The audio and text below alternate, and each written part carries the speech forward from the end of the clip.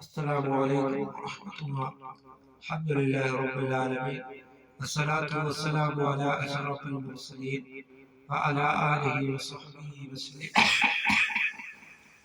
رجب الله മാസമാണ് സയ്യിദുന മുഹമ്മദ് റസൂലുള്ളാഹി സ്വല്ലല്ലാഹു അലൈഹി വസല്ലം തങ്ങൾ പറഞ്ഞിട്ടുണ്ട്.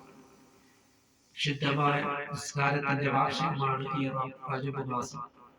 അതുകൊണ്ട് നാം റജബ് മാസത്തിൽ നാം നിസ്കാരങ്ങളെ യഥാവിധി അനുഷ്ഠിക്കുകയും ഒരു നിസ്കാരത്തെ ഖളാ ആക്കാതെയും ഇരിക്കുക.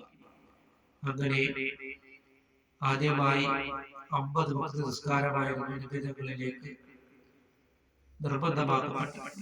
അപ്പോൾ മൂസാ നബി അലൈഹിസ്സലാം പറയുകയുണ്ടായി, യാ റസൂലല്ലാഹ്, അങ്ങയുടെ സമുദായത്തിന് ഇത് ബുദ്ധിമുട്ടാണ്.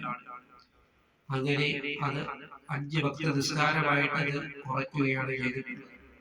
പിന്നീട് അള്ളാഹുവിലേക്ക് മൂസാ നബി അലൈഹിസ്സലാം പോയി അത് കുറയ്ക്കുവാൻ പറഞ്ഞപ്പോൾ പുണ്യ നബി സല്ലല്ലാഹു അലൈഹി വസല്ലം തങ്ങൾ പറഞ്ഞിട്ടുള്ളത്, ഇനി എനിക്ക് അള്ളാഹുവിനെ പോയി കണ്ട് കാണുവാൻ എനിക്ക് ലക്ഷ്യമുണ്ടായി എന്ന് പറഞ്ഞുകൊണ്ട് അവരെ 5 വഖ്ത് നിസ്കാരമായിട്ട് കുറയ്ക്കപ്പെടുകയാണ് ചെയ്തിട്ടുള്ളത്.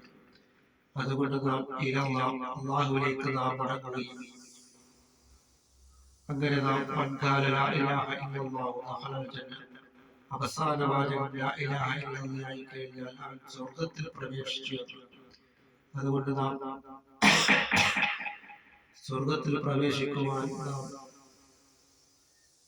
തഖ്വയോടുകൂടിയുള്ള ഒരു ജീവിതം നാം നയിക്കുക. തഖ്വൽ ഇലാഹി മദാറു കുല്ലി സആദതി, അല്ലാഹുവിനെ സൂക്ഷിച്ച് ജീവിക്കുക എന്നുള്ളത് എല്ലാ വിജയത്തിന്റെയും അടിസ്ഥാനമാണ് എന്ന് മഹാനായ സയ്യിദുദ്ദീൻ മഖ്ദൂം റളിയല്ലാഹു തആല അൻഹു പറഞ്ഞിട്ടുള്ളത്. തഖ്വയോടുകൂടിയുള്ള ഒരു ജീവിതം നാം നയിക്കുവാൻ നാം ശ്രമിക്കുക.